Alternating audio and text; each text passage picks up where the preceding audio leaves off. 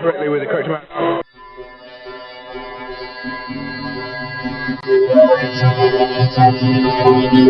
When I think of seventh, one automatically thinks of the seventh seal in the biblical sense, but rise takes on a mystery like the phoenix rising up from the ashes. This very concept describes Seventh Rise's journey. They have come back to hook you with their catchy songs on their new album Full Moon, which was released through Paris Records on July 14, 2009. Seventh Rise landed the opportunity to work with Bruce Turgon from Foreigner for their song tracks One Last Time and To Love Rodeo, To Win Rodeo. To check out Seventh Rise's music and order their CD Full Moon, log on to seventhrise.net or myspace.com Seventh Rise. Hi, Tina here, journalist for HMTV Canada Easy. With me today is a very special guest. Please welcome Stacy, lead vocalist for the band Seventh Rise.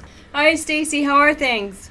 Oh, it's rainy and gray down here, but it's not too cold. How are you guys up there?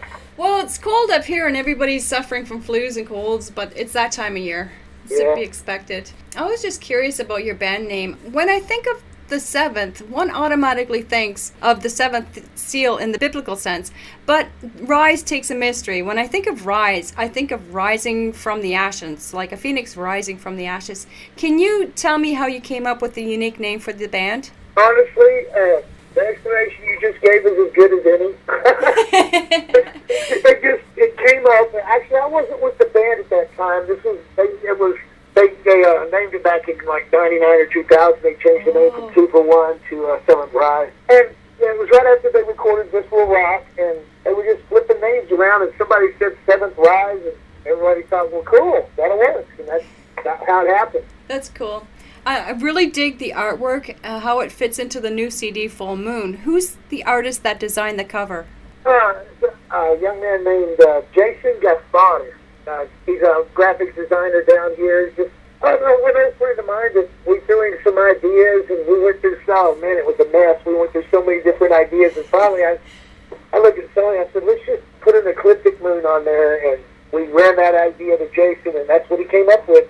Yeah, he did a really excellent job. It's a nice, clean cover.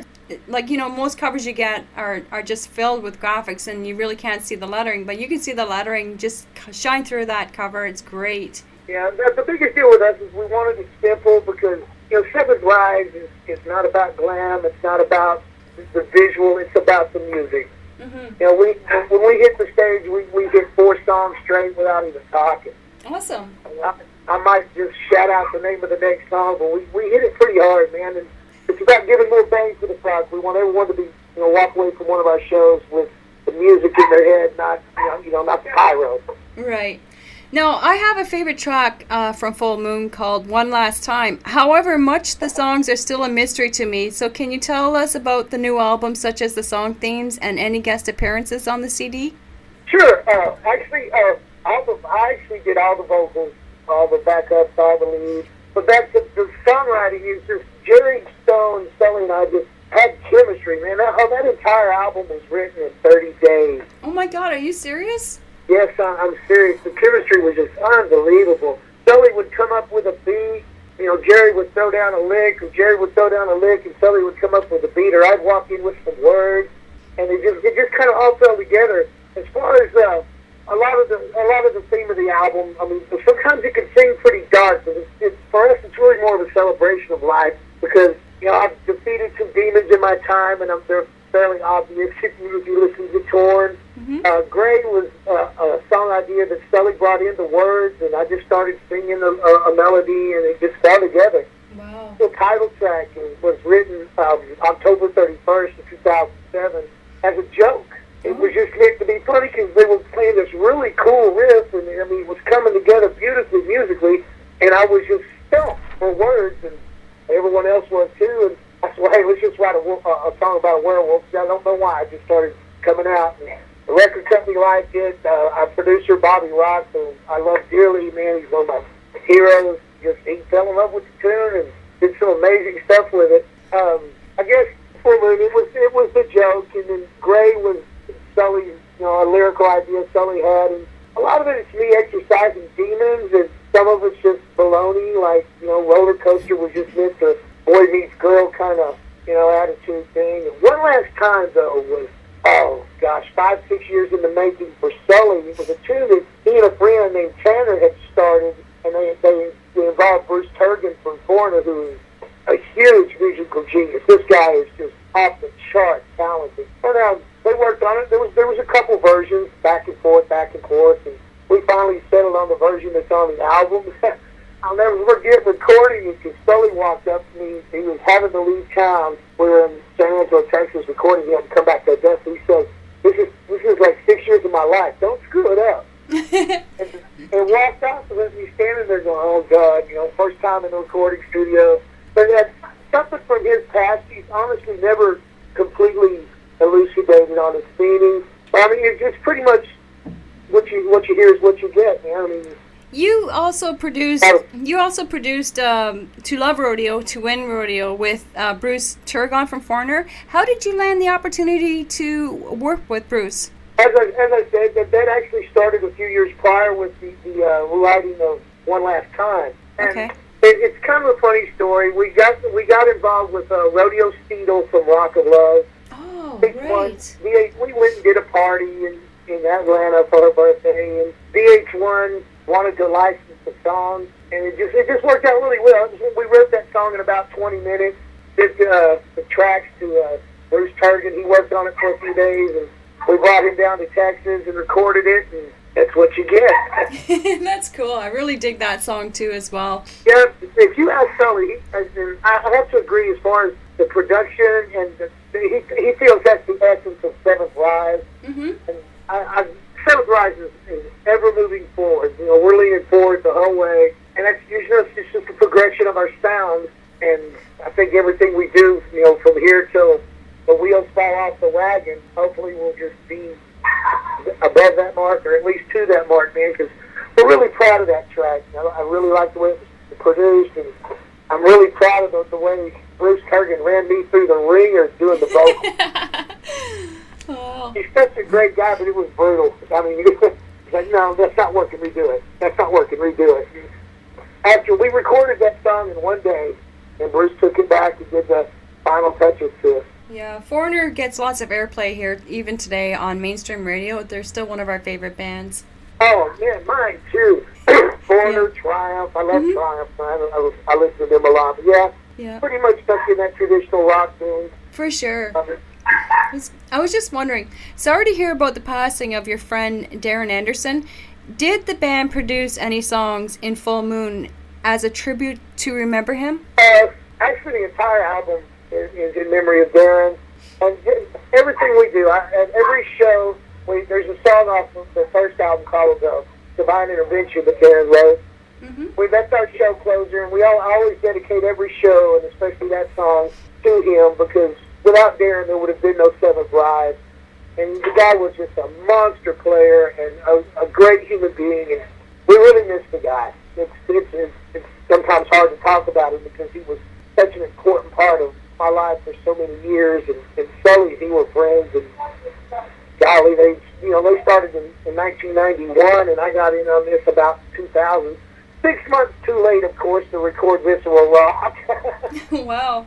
I got to listen to the full stream of your first album, Visceral Rock, and the imagery I got from this album is that it embarks on a journey of relationships and life experiences. But I'm curious, why did the band re-release the album again in 2006? Well, it had been so long since we had taken a hiatus, and Visceral Rock, I don't think got the attention that it should have because, with bringing in a hired singer with Henry Font from Piston, which is a great guy, great performer, they just never got it. It never got its due attention. The first time I heard that record, I just fell in love with it. That's how I became part of Seventh Rise as their manager. Wow. In 2000, yeah. And we were trying to find singers that could measure up to Henry Font, and we couldn't. And oh, so you went through a lineup change. Is that correct? Oh, yeah. Henry Font's the vocalist on the first record, and I eventually just got handed a microphone and said, "You're doing it." Wow. And, just to honor all the work and effort that went into that, we just felt like it deserved another shot. Mm-hmm. And we got with Paris Records, and Sully and I re-released it. We changed the artwork, and it's just too great an album to collect dust. One of my my questions is, since you're on a hiatus, has the band experienced many changes in their music career since they first formed in 1991? Yeah, in 1991 they were 2 for 1. They formed together as 2 for 1, and they were doing, golly, they were just touring and touring and touring and touring. And they were mostly cover bands. And then they stopped. They took time to write This Will Rock and get it recorded, produced and recorded. And that's where, as far as hiatus though, we're not really on hiatus. We were working on a tour with the Armed Forces Entertainment Group. Wow. So overseas and play. And Seventh Rise is just ever evolving. We're always moving forward. And I don't know. I just kind of lost for words right there. I'm sorry. That's okay. It happens to me a lot. Yeah. But, I don't know. This Will Rock had to be re-released. And the changes in the band, obviously with Darren's passing, and we brought Jerry Stone in, and that just became such a really positive chemical mix, man. The way the guy plays and our influences, and hopefully Seventh Rise will be changing with each and every new song, with each and every new performance. We spent some time on the road with Mark Slaughter, and it's always a learning experience for all of us because the music is such a wonderful thing, man, that it has to evolve. And everything about Seventh Rise is about moving forward. And it's always let the music do the talking, and we have to change. With everything we learn, we do something new with it. We apply everything we learn to Seventh Rise in some way to move forward. Can you tell us the basic lineup now, and maybe some of their funny side or their crazy side, and something a little bit about the personality of the band and the lineup you have now? Oh, well, Jerry Stone, lead guitar player, is, I guess, he's rooted in arena rock. I mean, if you listen to the album, you can hear the Iommi and the Montrose influences. And I, of course, listen to me, you can hear Bruce Turgan is a hero. Lou Graham, of course. Paul Rogers. The guys, the real showmen, the real voices. I mean, these were voices of dynasty. Paul Stanley. Awesome. All the guys. I've been blessed to be with these guys. Sully is let's get to him last. The bass player David Hamilton is quirky. He's the guy that is just completely funny. I mean, things get tense. Everybody looks at David. He does something just really oddballish to get everything going again. He and I are the basic idiots on stage, and Sully that's the foundation, man. The guy is John Bonham is one of his heroes, and he's one of the hardest hitters. We joke about him because we always have to wear safety glasses in rehearsal because I've actually had pieces of cymbal and hi-hat bypass my head. Oh, wow. That's that something. big bass is like 400 pounds, and he's just torturing these drums, man. And wow. On stage, we're really focused. Like I say, we come out banging. Mm-hmm. We're there to showcase the music, and I've made a living on a microphone for a lot of years as a DJ MC, and I'm good with people. It's like the more outrageous you can sound or talk, the more people are into it. But the focus of Seventh Rise is the fans, it's the music. We want everyone to go away thinking, man, that was a good show. That was music. I seen one of the videos off your MySpace page, and I thought, wow, this is a band that loves to go out and perform live and really put on the show. It shows. Oh, yeah, I'm very happy about that. Mm-hmm. That was actually from several different shows. Part of it is a clip of, I get tickled watching that thing, man, because it's funny seeing myself on a screen for one thing, but some of it was a live show from San Angelo and a couple live shows from Odessa. I think there was a clip from the Warrant Firehouse show in that. Mm-hmm. It's all about, I just can't beat on this enough. It's just about putting out a good product, and hopefully somebody out there connects with it. Right. It's a really good album that you've just come out with, and the songs that I heard, I really enjoyed them. I'd like to listen to the full stream of the album and can't wait till it's up on your MySpace page or till I can hear all the songs. Like, I'm looking forward to that when we can hear the full stream. Absolutely. I think you can get them on, you can go to SongBids and check them out too. Yep. It's, I was going to ask, how did your Brother in Arms tour go? Was the band successful in their campaign in raising awareness to battle cancer for St. Jude's Children's Hospital? Yeah, a portion of the proceeds went to St. Jude's. That's something that we do every year. We do something for St. Jude's. We just had a friend of ours pass away this week. Oh, wow. Cancer. Yeah, and It's a very important thing. You know, Billy was blessed enough to actually go up there and met a bunch of these kids, and he was just so moved by, you know, the problems that, you know, we look at as just regular folks that we think are so big. You go see these 7, 8-year-old kids, no hair, you know, sick, and they're upbeat, and they're just so strong. There's just so much inspiration that can come from that, because these guys, these young people are just kicking it. They're fighting as hard as they can, and you walk into the room and they're just all smiles and greeting you. It's almost heartbreaking to think about it, but Sully was so moved by that, and he got me involved. And everything, you know, every year we do something for St. Jude's, and I think we're going to do something in April for some charity here for. I think it's an obesity charity, and we got cool. some St. Jude stuff coming up this year for sure. Are you going to be touring outside the USA, or maybe doing a USA Canada tour soon?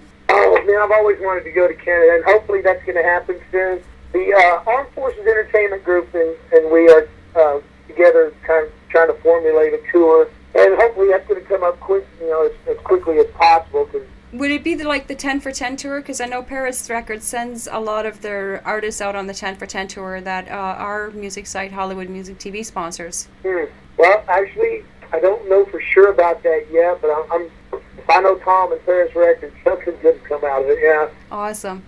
We've got so many irons in the fire. We're looking, everything's, like I said, moving forward, and it's almost exhausting to think about it now that you got me thinking about it. But yeah, we're going to hit that road, man. Music, it's a good time to be in the music business because of great people like you with, you know, internet radio and the iTunes and Sonic Bids. I mean, somebody in Japan can just click on and hear your music automatically, but Seventh Rise believes that there's still nothing like getting out there and doing it. And there's a lot of music sites too that the bands can take advantage of. Like today, there's I Like, there's Reverberation. There's lots of them. Like I usually try out just to try them out, see if there's any quirks in them. And you know, because when bands come to me saying, "Do you know good music sites?" If you log on to www.hollywoodmusic.tv, right now our site is under construction and being revamped for improvements. But you can grab a free profile there. So I usually like to try out all these freebie stuff and see how they work and what you can upload and what you can push and not push and find out if it's good for the band, if it's a good marketing tool. And then when they go ahead, I'm sorry. Then when they approach me, I say, well, try out. You know, as a person myself getting my name out there, I recommend that you go to all these free sites and take advantage of every single one of them because it really helps get your name out there internationally. The more sites you can go to on the internet, the more your name's going to come up on Google. Yeah, we have actually on the international aspect of it. We've actually done some interviews in Dublin and England, and we've got some good reviews back. Sweden wasn't very happy with me, so you know, my best is Sweden. But it was good. It was good. The guy didn't like my voice, which was, you know, cool, man. You can't please everybody. No, you can't. It's about pleasing one fan at a time. You know, there's one thing I've picked up in your music too. Like a lot of what I'm hearing vocally, like a lot of the vocals and the guitar riffs and the drum sounds, a lot of it's played on mainstream radio here in Canada and college radio. Yeah, we are actually. I'm glad you brought that up. We are in process of getting with a man named. We're going to get with Howard Rosen. He's I think he broke that company and the guys back to radio back in the day. We're fixing to start a really strong college and mainstream radio push. Yeah. He has a thing. One of our dreams is to go to Canada because, you know, come on, Canadian rock's one of my favorite things. And when you think about bands like Triumph and Rush, I mean, these guys are monsters. Exactly. I hear those guys sound like a little kid again, you know? And I still like going to a Rush concert. If you're like a Q107 member, I usually get tickets, so that $10, and they usually come up on the Mighty Q, and we get the emails to purchase them for like different prices. Now to go down to the lake, the Molson Amphitheater, and spend that much on tickets is probably going to be about $100 a night, but it's worth it. I mean, once you get into the concert itself, you have waitresses coming to your seat delivering you beer, food, and you can really just rock it out. The sound is outside, obviously, so you get that surround sound feeling that, like, once you're sitting down listening to the concert, it's just awesome. You can hear it as you're walking into the place, and as you're going down the street, because they got lakes there. I mean, you can go down miles and miles along the lake, and you can still hear the concert. So it's awesome. Yeah, and there's something about that feeling. You know, you hear the ambient music playing, and then the lights drop, Mm-hmm. and the crowd gets loud, and there's just this magic. Right, exactly. You can't get anywhere else. It's like we don't even introduce a band when we come on. At first, we just have an intro, Mm-hmm. and we start banging right into the music, and it's I can't really even describe it. People that have been there know what I'm talking about, man. It's when the lights drop, I guess cell phones come out today instead of lighters, but yeah, exactly. And then they not only it's lighters, but then they have their signs in the air, like, you know, what songs that they want you to play on your playlist, or they send out shout outs to the band. So they write it on cardboard and they hold it up. A lot of them do. A lot of the fans in the audience. The concert I ever went to, I believe, was 1979 in Lubbock, Texas, the Kiss Dynasty tour. I believe that was my first concert. And then when I saw Paul Stanley live, I knew that's what I was going to do. And then my next concert was Foreigner. And when I heard Luke Graham sing, and oh man, this is what I'm going to do with my life. You know, one way or another, I'm going to ride this wagon till the wheels fall off. There's no stopping, man. There's no stopping. Music is such a great medium just to celebrate life. The good, the bad, the ugly, all of it. Oh yeah, for sure, I agree. There's always something for everybody on the table when it comes to music. I mean, I like a lot of variety, but I always like going back to Foreigner and listening to the greats, like the ones who, like, years and years back, because I collect albums as well. Yeah, but I used to have somewhere still doing storage a pretty extensive vinyl collection. Yeah, you know, like I said, Steve Perry, Lou Graham, Paul Rogers, I mean, Paul Stanley, these guys, the voices of dynasties, man. Mm-hmm. Such a timeless thing that you can hear one song from 1972, like All Right Now from Free. Yeah. And to me, it's as significant today as it was then. Mm-hmm. It's a toe tapper. Music in itself, in its most basic form, should be entertaining. Yeah, exactly. Everybody's going to take away something different. Mm-hmm. But if you make that connection, and they take, no matter what it is, they take away. That's a positive thing, man. You know, you just can't beat it. I think music is a great medium.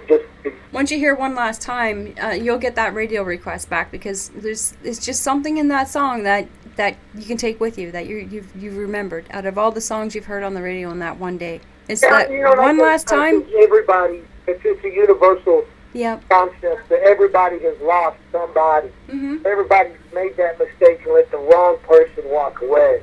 And yeah, that song, I mean, I get kind of weepy when I sing it, because it brings back that memory of your heart laying there and somebody, you know. I think that one's going to be the one of the last out of all of them. I love every track. And you know what I like about the new album too is that it has its catchy hooks, and that, you know, you want to hear more. So there's something about Full Moon that's different than Visceral Rock, is that it hooks you. It hooks you into wanting to hear more of the same tracks, like Quicken, and they're really good. They're really good, catchy tunes. Yeah, Quicken was one of my favorites, and I mean, if you have to have a favorite, golly, that's rough.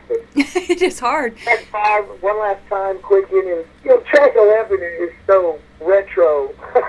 It's sound, I mean, I really love doing that sound. I always tease the guys it's the chick tune, because it's the women in the audience are the ones that connect with that tune quick. Oh yeah. You know, the guys. If you get the girls, you got the guys. This is how it works, man. Yeah. Or, you know what? I love a lot of female-fronted bands too, because a lot of them sing about what I'm going through personally in life, and usually it's funny when you're mad at your sweetie or something, and you turn on that chick song and you just crank it up the radio when he walks in the room, or and then turn it down when he leaves. Gotta get some message through. Yeah, I mean, most guys won't admit it, but you know, everybody likes that movie 51st Dates. Yeah. Guys like chick songs too. Don't let them lie. I'll probably never admit this again, but yeah, guys like chick songs too. Yeah, exactly.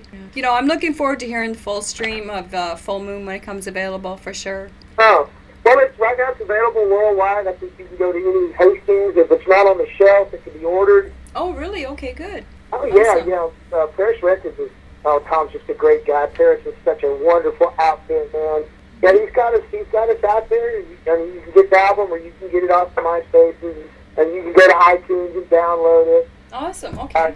Yeah, it's everywhere. Everyone should get it. I recommend this album to everybody. Now, are you going to be coming out with a vinyl copy of A Full Moon? You know, after Guns N' Roses came out with their last effort on vinyl, I'm looking at Kelly going, man, I would really love to hear this on an old record player. Mm-hmm. And it's something we've kicked around. I'm sure that we've even talked about one of these days going back and redoing some visceral rock tunes and maybe put them to vinyl, because vinyl is such a really cool thing. Oh yeah, it is. I mean, it's becoming one of the things that I know a lot of people up here are starting to collect. Like, we got retro stores and they're starting to buy that old record player. Yeah. Because it comes in some really cool designs, and right now it's one of the hottest things that are selling. Wow, as soon as I see Sally, I'll start bending his ear on that and see if I can push that idea further. But yeah, that's something we have talked about. Mm-hmm. A lot of people want it because we sell a lot of antiques in our area, but I know it's one of the biggest selling things right now, just to buy up old jukeboxes, and you're buying a product that's brand new, but it's been reproduced like a replica of something out of the 1950s, and it's cool to have for the house, but when you hear vinyl on it, it's really nice. Yeah, vinyl, I really love vinyl. Unfortunately, with today's life, I don't have much time to sit around and listen to records, but yeah. I don't get to listen to the radio much. When I do, it's definitely traditional and classic rock. I mean, you just look at Hagar and Chickenfoot, man. I love that album. It's just really good to see people out there still flying that traditional flag, and we're not screaming about being mad at our mommies, or we're not sampling other people's music. And which those are really good things. I don't at all have a problem with that. Because Seventh Rise is a very, maybe I'm deluding myself, but it's a very pure idea for me. Mm-hmm. I don't like labels. That's why I call it traditional, not a hard rock. Because it can only be classic after about 20 years of success, Oh, and there's a lot of songs that are getting airplayed here that's still, like, came out 20 years ago, back in the 80s. Like, a lot of the 80s songs, classical rock, it gets airplayed a lot on Q107 and Dave FM here locally. Yeah, and I've noticed that, especially with Guns N' Roses and AC/DC throwing new efforts out, that modern efforts, man, those are landslides for these guys. But it's good that there's people out there. There's still a large demographic. There's a large audience out there for melodic rock, man, for hard rock. Because I hate to beat a dead horse, but it's a celebration, man. The sadness, the happiness, the excesses, whatever you throw out, man. If you throw it out in a medium that anybody can enjoy, we've got fans from 14 to 60. Oh, I believe it. Yeah, for sure. We played Rocklahoma 2009, and unfortunately we were there the day that the storms hit. Oh, wow. Yeah, it was kind of scary, man, up there on that stage, wind blowing and raining. But well, yeah, there were some diehard people out there that were just. It's just magic for me to see people out there just really digging what we're doing, and then I got to see some of my favorite bands. Triumph, as a matter of fact, Triumph headlined that day. They were the headliner on the main stage at Rocklahoma that night. Speaking about tours and stuff and events with charity events going on, like, what happened in Haiti with the earthquakes and what's going on in California with the mudslides. Are any of your musician friends talking about getting together to put like a benefit concert for either Haiti or the mudslides in California coming up in the next couple of months? Well, I don't know if anything's definitely said, but yeah, the community's really buzzing about it. And it's not just a Haiti thing, because that's just such a horrendous thing, and it's so fresh right now. Mm-hmm. And the mudslides, there's Jason Sully and I, and we've talked to people like Bobby Rock, and just the really cool people. There's a lot of things that should and need to be done, and I think we as musicians owe it to the world to share what we have. To make things better, to try to make things better, whether it be in Haiti, whether it be in California or Canada or in your backyard. You know what I'm saying? Mm-hmm.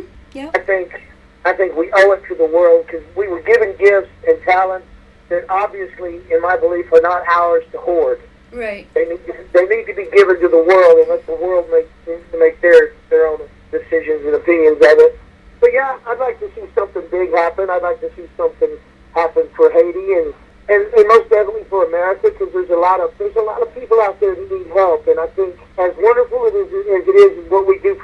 the world, I think America, especially America, that we could do the same or as much or for our own country, and the people in Canada, Mexico, wherever there's need. I don't think it should be focused on one thing. I think there should be a universal concerted effort to make the world better, man. And when you're down, when somebody's down, man, who's it going to hurt to put your hand out and help them up? That'd be awesome, yeah. Hopefully we can see some of that soon happening. Now, with regard to Seventh Rise, are they working on a new CD, or are they working on new songs at the moment? We are always working on new tracks. We're always working on new music. As I said, Seventh Rise we lean forward the whole way. Mm-hmm. We're pushing visceral, we're pushing obviously visceral out, but we're pushing Full Moon right now. It came out July 14th. That right now is the main focus. But yeah, we've actually got 2 songs in the can that have been through pre-pro and ready to record, and about 9 or 10 more songs that are up for the vote to see if they make it or not. But yeah, definitely, we're really hoping to work with Bruce Turgeon completely on this third album. Awesome. And 2 of the songs that are ready so far, and I want to work them into our live show, but I don't know, man. I'm kind of stingy about that right now, but yeah, I want to work them into the live show. Bruce Turgeon has done amazing things. The guy is just a musical god.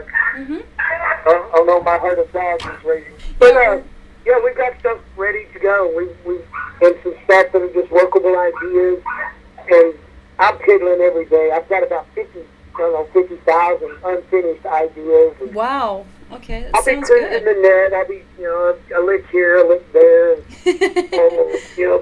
I could write about that, and I'll get something going. And, it's funny the way, as far as writing the track, which track was it?